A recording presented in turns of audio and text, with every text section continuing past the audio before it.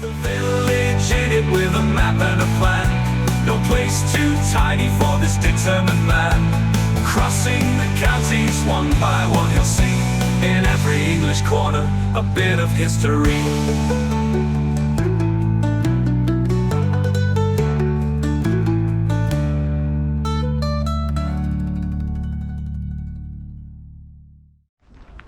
Welcome back to North Norfolk again, people, for the last time this week. Now, to begin this episode, you can see behind me there's a little footbridge, and that takes you, if you cross that bridge, onto something called a common. We know all about commons, don't we? We cover them all the time.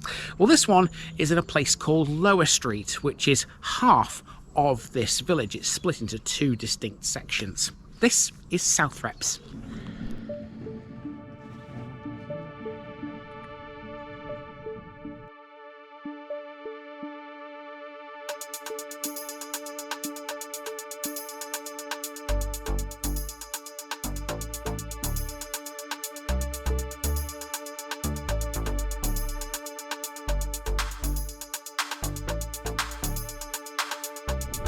Southrepps, southern strip of land.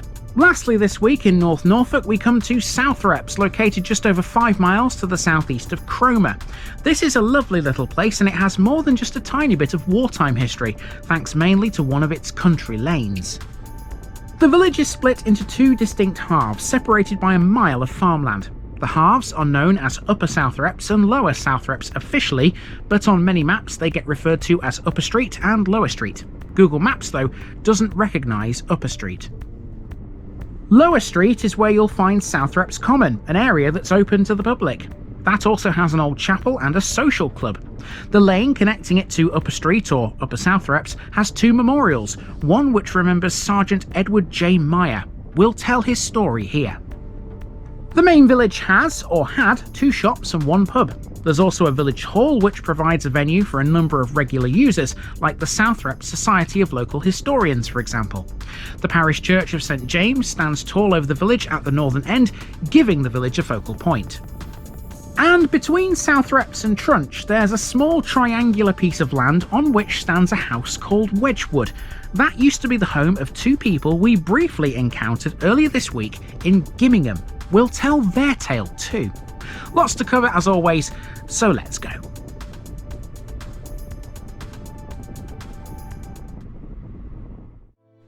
Southrepps has always been a small North Norfolk village. It's never been anything else. The name is probably derived from the Middle English reps, meaning strip or strips of land. Fields of intensively farmed arable land have dominated the landscape here for years. Here you can see that land quite well, and you can easily make out the 2 sections of the village to the north and the south. These have not changed. Southrepps is still split into these 2 parts. Nowadays, though, very few residents have any direct involvement with the activities on the land. The population of the village hasn't changed dramatically since these times, but there have been relentless changes to its social and economic life. Many of the houses are partially occupied either as holiday lets or second homes. A significant proportion of the permanent residents here are retirees. Let's see what it had in a bit more detail. I've only focused in here on Upper Southrepps because that's the main part of the village. Lower Street is smaller and much more piecemeal in its makeup, so today we'll be walking mainly around this. Notice straight away here, there are a few gaps. Those have been filled in with housing now, and so the route around this will be a circle, despite the fact that Southrepps is a very linear looking village here. It presented a very residential form here, with only the church and an old chapel appearing to be buildings of note. Not shown here is the pub called the Vernon Arms. Neither are the village hall or the shops, which we'll see on our walk. So how does all of this compare to the modern Southrepps village? Let's have a look, shall we? As you can see, it's grown a bit. There are new build areas to the west filling in those gaps. It's now much less of a linear place and more of a cluster. So that should make the route around it pretty simple. Here's how we'll do it. We'll start by driving through Lower Street and checking out the memorials on this lane before starting our walk here at a business called Miganglia. From there we'll go east over the playing field to the village hall. At that point we'll go back west to find the Vernon Arms and the old post office. The church will come next after going up Church Street, and then the rest of the walk will see us use Clipped Hedge Lane and Sandy Lane to return to Miganglia via the shop on the corner of Thorpe Road. It's not the most complicated route ever, and it's fairly flat too. Sounds good to me. We begin on Southrepps Common, a 14-acre biological site of special scientific interest which is open to the public. You can find this in Lower Street, the southern portion of Southrepps, which is separated from the main village by a mile's worth of farmland. In addition to this, there's a larger area of 32 acres that's a local nature reserve. It's owned by Southrepps Parish Council and managed by the Southrepps Common Group. It forms part of the Norfolk Valley Fens Special Area of Conservation. Southrepps Common supports woodland, reed beds and many species of grass and wildflowers. Across the site there are over 160 plant species, and it has an 800-metre long boardwalk which allows access to the most interesting and important parts of the reserve. It's open to all members of the public. Opposite the Common is Southrepps Social Club. The history of this place is connected to a former reading room which used to stand at a nearby junction. The Ordnance Survey map from 1905 clearly marks a reading room in Lower Street at the crossroads of Chapel Road and Pitt Street. The need for a reading room declined throughout the 20th century and the building fell into disrepair, and in the 1980s an application was made to demolish it.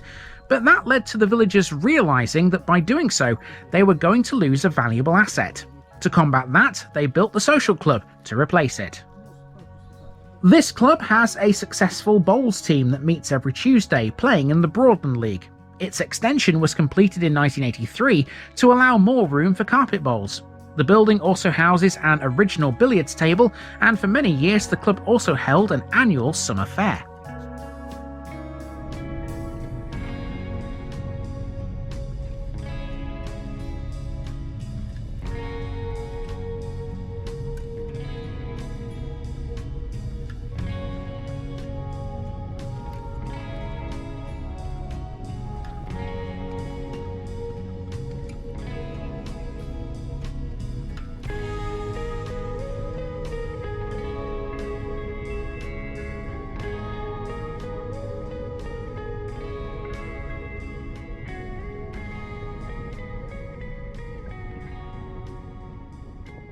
In terms of non-conformist places of worship, Southrepps has always been really well endowed.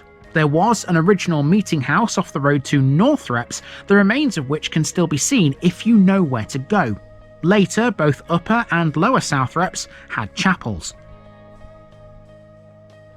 In 1868, this primitive Methodist chapel was opened in Lower Southrepps on what was known back then as Long Lane.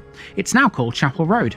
This was the last of the chapels in Southrepps to close. The small congregation from Upper Street moved here when that chapel ceased to operate. This closed in 2009 but still belonged to the Primitive Methodists until 2015 when it was eventually sold off. It's now a private house. We'll learn what happened to the chapel in Upper Southrepps on our walk, but what about the original meeting house? Well, that deserves its own section. To the west of the main Southrepps village there's a footpath which runs from the junction of Sandy Lane and Clipped Hedge Lane towards Northrepps. Follow that and you'll come to a small field ringed by an impressive stand of mature lime trees. In there are gravestones. It's called the Old Chapel Yard and it's the site of the original meeting house.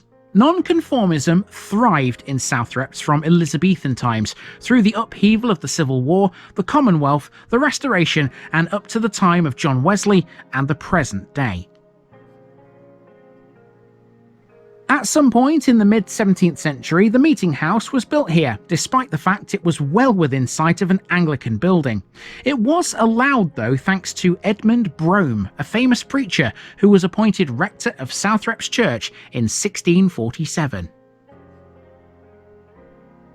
Records show that after his eviction in 1660 on the restoration of the monarchy, Brome continued an illegal nonconformist ministry and preached at the meeting house and other places across Norfolk. It was a time of great instability, but somehow Southrepps got away with it. The meeting house eventually became part of the independent Congregational Church of Bradfield and North Walsham. There were regular weekly services. One preacher, John Fletcher, travelled on horseback for over 40 years from North Walsham to give services at the chapel. To this day, the footpaths and bridleways around the chapel link the meeting house with nearby villages, and not just Southrepps. They go to Northrepps, Bradfield, Thorpe Market and Gimmingham. These remote lanes were also well known in the 18th century for other reasons.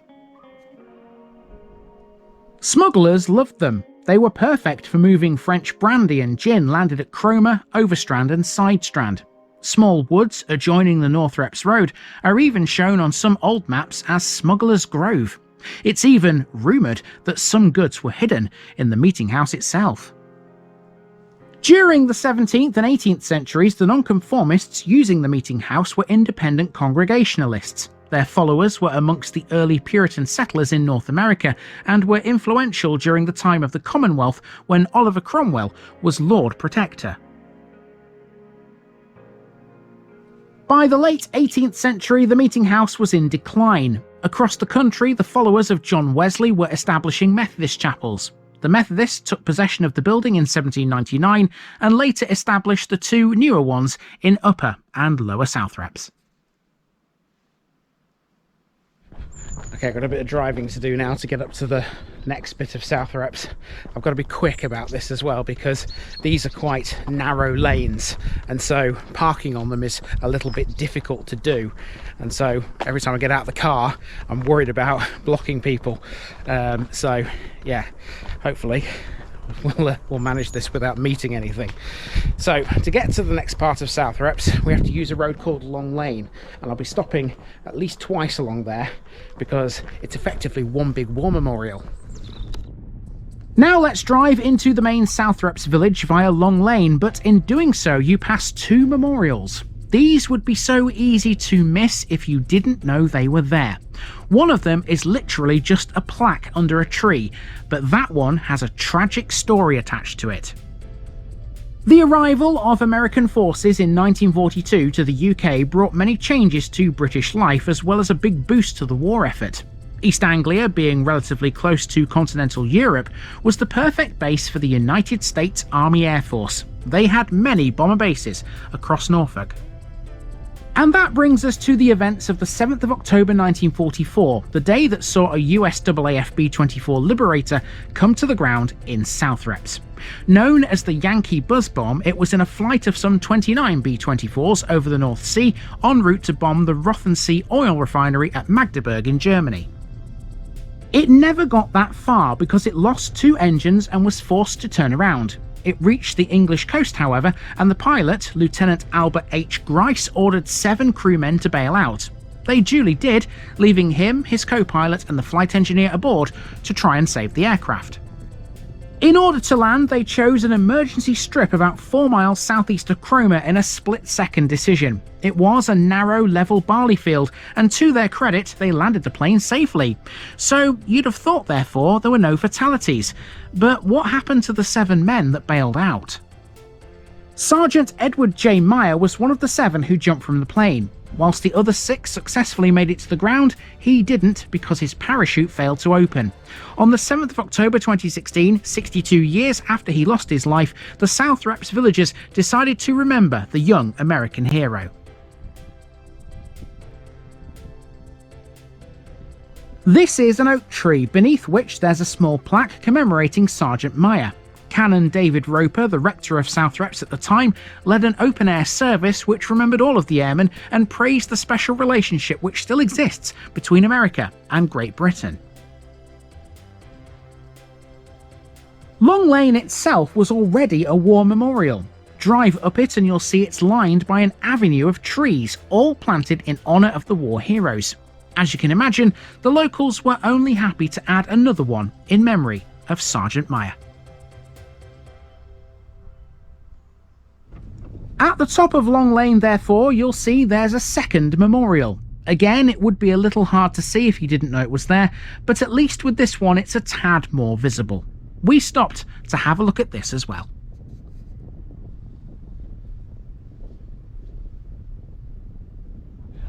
Okay, so basically what this is just a sign that tells you that this is the Avenue of Remembrance. So here we go. Avenue of Remembrance, Pro Patria 1914 to 1945, we will remember them. And then there's a flagpole with no flag on it at the moment, but I assume at sort of Remembrance Day, Remembrance time, there is a flag that's hoisted here. And then there's a big cross next to it with a poppy wreath and the RAF roundel. So now we're in Southrepps itself. Let's get started with a business called Miganglia. In the 1940s, Southrepps had a bakery which expanded and moved from Chapel Street to Thorpe Market Road. It was a good source of casual employment for young people. It stood here, where Miganglia is now. This is a family business established in 1978 by Harry Chapman. The company was set up to meet the demand from local garages and small commercial businesses for MIG welding machines, hence the MIG part of the name. The Anglia bit is obvious, I'd hope.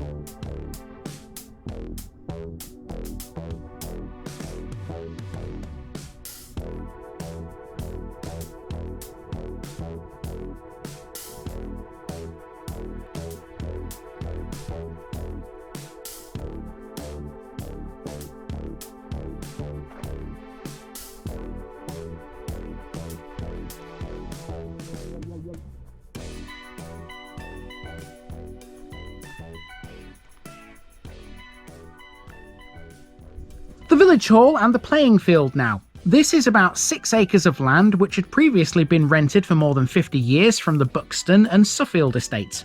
It was purchased by the parish council in 1921 with considerable help from a former rector called Humphrey Barclay.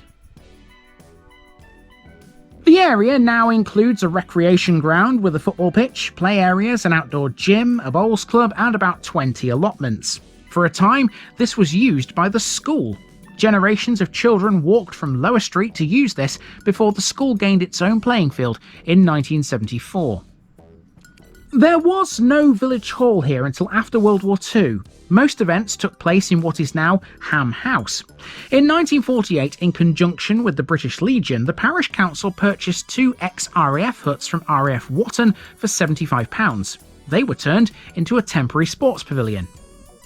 The huts served the village well into the 1970s, but they were deteriorating so badly that a group of villagers started fundraising for a new purpose-built village hall.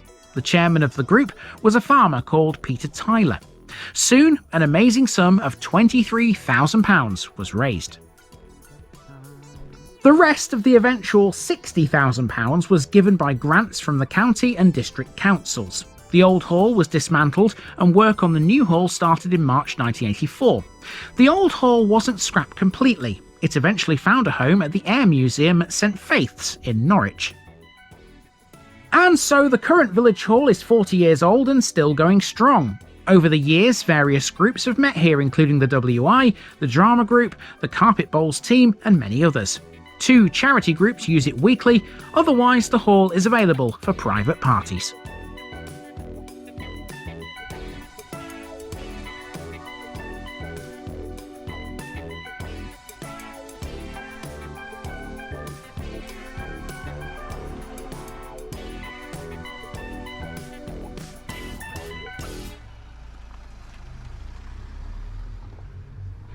Again, it's not a very wide village in terms of its roads. When cars come down here, pedestrians have to stand into the side, and yeah, it can be a bit tricky in places. We've just been through a very narrow section there up from the village hall, and this street here isn't much wider. This is the road that leads to a chapel, which you can just see here in shot. It's this building there. That is the next thing to talk about. Just to the east of the village hall was Upper Street's Methodist Chapel, built with materials that came from the original meeting house. The Methodist Chapel was a place of worship in the main village until it closed in 1979 due to the poor condition of the building. Demolition was proposed, but a successful planning application for its reclamation and conversion to a house saved the day. The old chapel is now a private house. Let's continue to the west again now as we make for one of the old post offices.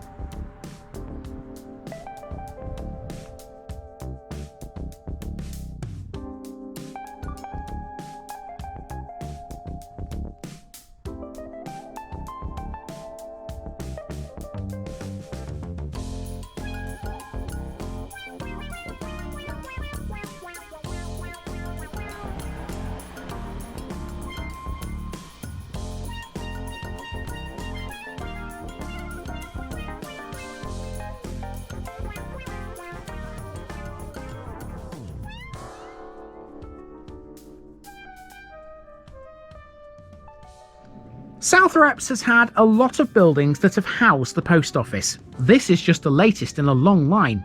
The earliest record of a post office in Southrepps can be found in the 1856 Craven's Directory, which listed James Spurrell Plumley as sub-postmaster. It's not clear where that building was though. Generally, the post office was on the High Street. It's known to have been at number 21 and at number 23. 21 High Street, even today, is still known as Post Cottage. Twice in its history, it's been based in this building, the old Carr's shop. Latterly, it was here from the 1970s onwards. This property was owned by the Carrs until its sale in 2010 to the last sub-postmaster of Southrepps, Dirk Geary. He and his wife Lorraine took over in 2010, turning the building into a coffee shop, but at the same time, it was still a post office. It ran that way for 3 years, until 2013. Dirk would again relocate the post office slightly further along the street to an old storeroom, whilst the coffee shop closed and was converted into a house. Nowadays, Southrepps has no post office at all because Dirk retired in 2024. The post now comes to Southrepps via a van. Next door to the shop is Ham House. This used to be a pub called the New Inn. It was a coaching inn, and the earliest record for it dates back to 1783 when an auction of property was held here. It was originally a house before hosting a raft of businesses. The pub certainly wasn't the only one. Scarlet dyers and wool combers are known to have worked in this building before it became an inn. It's highly likely it was also a vet's as well, because one former landlord was James Sharpen, who was a veterinary surgeon in 1863.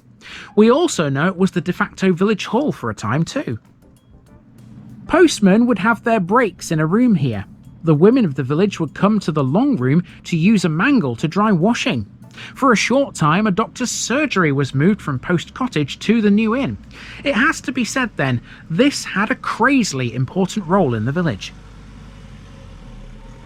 This area of the High Street feels very much like the village centre. It's all compacted together. There's loads of things in a small sort of area.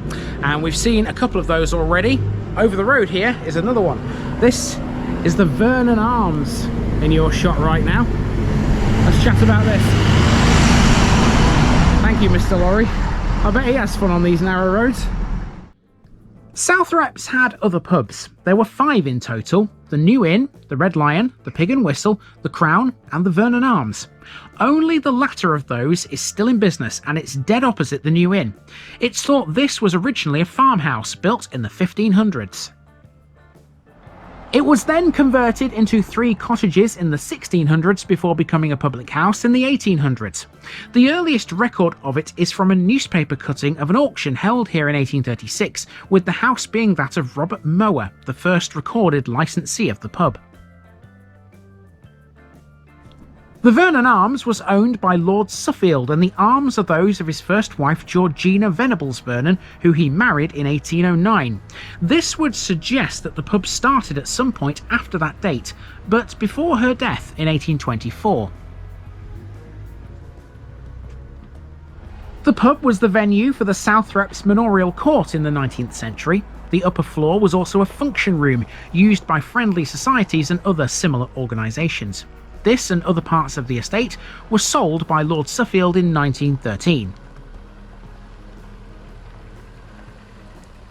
The brewers Stewart and Patterson bought it in 1920, and ever since it's been owned by various breweries, the last being Punch Taverns. It is, though, now a free house. Over the years, the Vernon has played an important role in the life of the village. In the 1950s, you could even get a haircut here. That's because a man called Lenny Bennett kept a chair in one of the sheds from which he operated a barber's shop. Petrol could be bought from a pump here too at one time. The pub's wall was a common meeting place, particularly for the young men of the village.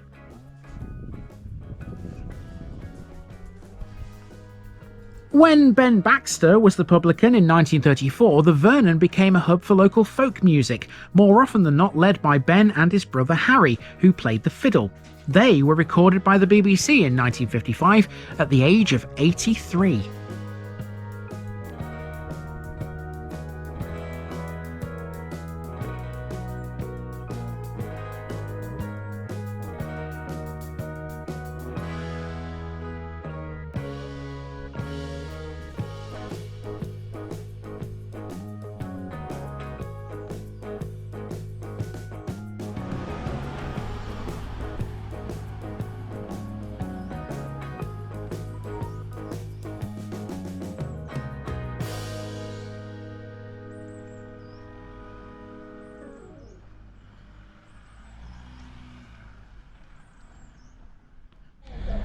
Pretty obvious next landmark there. It is the church, and this has another tall tower, as we've become accustomed to here in North Norfolk.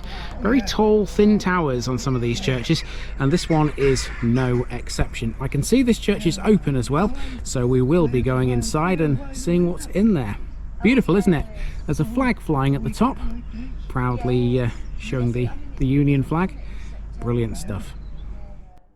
It's the church next. Dedicated to St James, this dates back to the late 13th century. Its tower is reputed to be the second highest in the area and the most prominent landmark in the district. There's been a religious building of some sort on this very site since the Domesday Book. No trace of the church that was here in those days remains though, perhaps because it was made of wood. In around 1290, when the present church was being built, the first rector of Southrepps was John de Reps. Reps, of course, stemming from the Old English word for strip of land. The church as a whole was constructed in the decorated and perpendicular styles between 1300 and 1500, although there were long periods when no building activity took place. In 1348, the dreadful scourge of the Black Death decimated the population, bringing all industry to an abrupt stop. There was a second period of inactivity in 1381 when a local rising of villagers assembled at Thorpe Market to do battle with the forces of Henry le Despencer, the fighting bishop of Norwich. The church therefore was still unfinished in the early 16th century. The completion of the Great Tower and font basin date from about 1508 to 1509. At that time, another disaster was striking the village called the sweating sickness. However, this time the craftsmen were not too badly affected and the building was finally completed.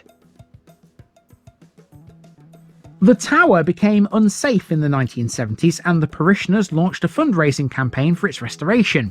That was completed in the early 1980s. In 1984, a new steel bell frame was installed at a lower level in the tower for its 5 bells, but with a position for a 6th, which was eventually added in 1988. The fine mid-Victorian stained glass window in the nave is a memorial to the Carter family. It has 3 pictures within medallions. The window in the northern chancel wall is a memorial to the former rector John Harbord, the 5th son of the 3rd Lord Suffield. The royal arms displayed in the nave are those of George III. They were originally at the western end of the church, but were removed when works to open up the west window were undertaken. Over the altar is a sanctuary lamp dedicated to the memory of church warden Ted Baker. Speaking of memorials, the unveiling and dedication of the War Memorial took place on Sunday the 3rd of July 1921. It was unveiled by Humphrey Barclay, who also gave an address.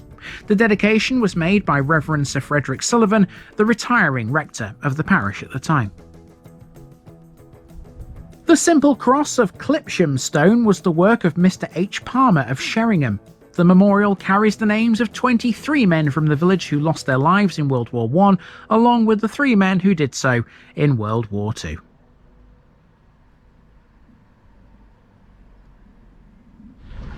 Now, no doubt you will have noticed that Nikki is not with me in this village, opted to stay in the car for Southrepps after the long walk around Trunch, which is understandable. I can totally get that. And so now really all I've got to do here in Southrepps is make my way back to her in the car. And from the church onwards, it's pretty much all residential. I'm on a road here called Clipped Hedge Lane. That'll take us to Sandy Lane, and that'll take us back down to close to where we started.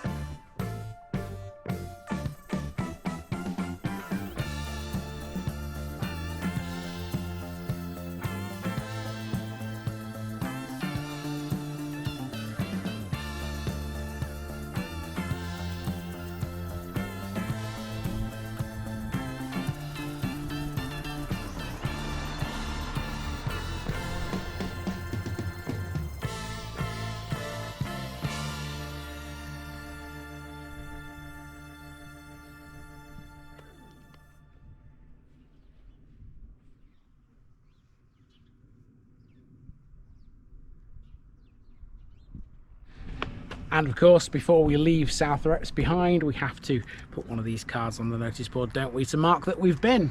So let's do that now. Somewhere up there, I think. TVI's been to Southrepps.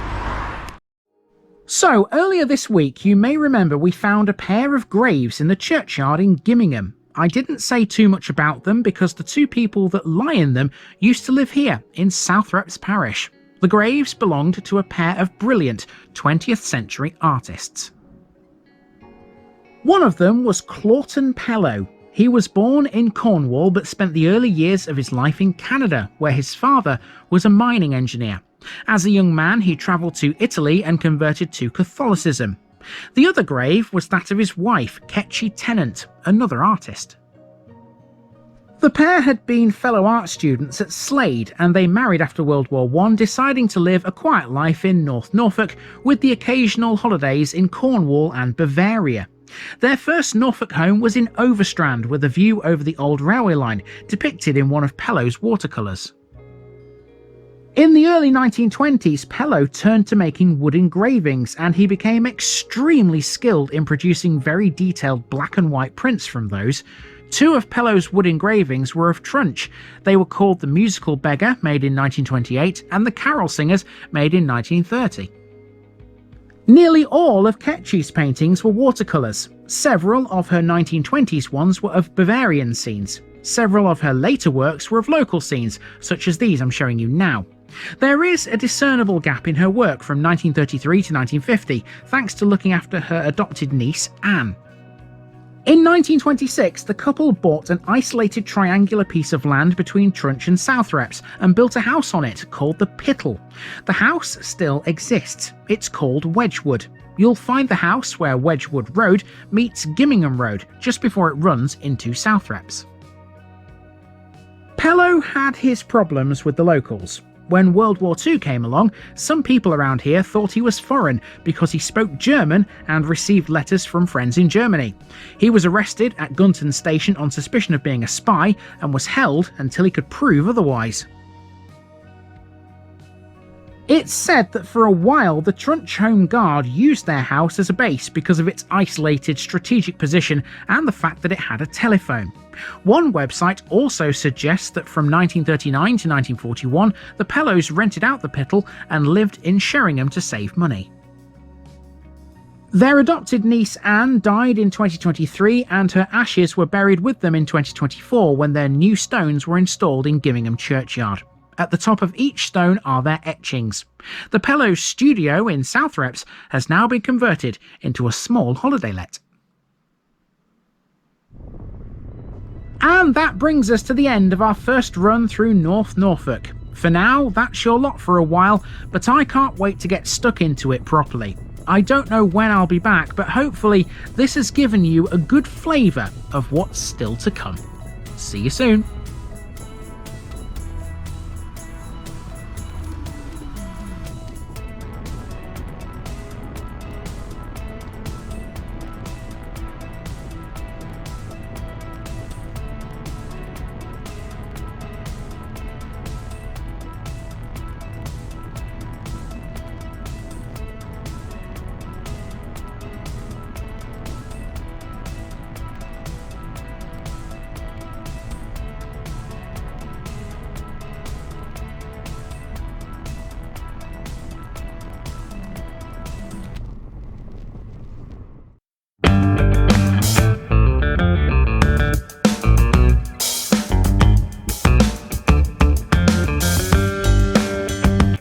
Now, just before I go, remember, this video is part of a huge project to visit every civil parish in England.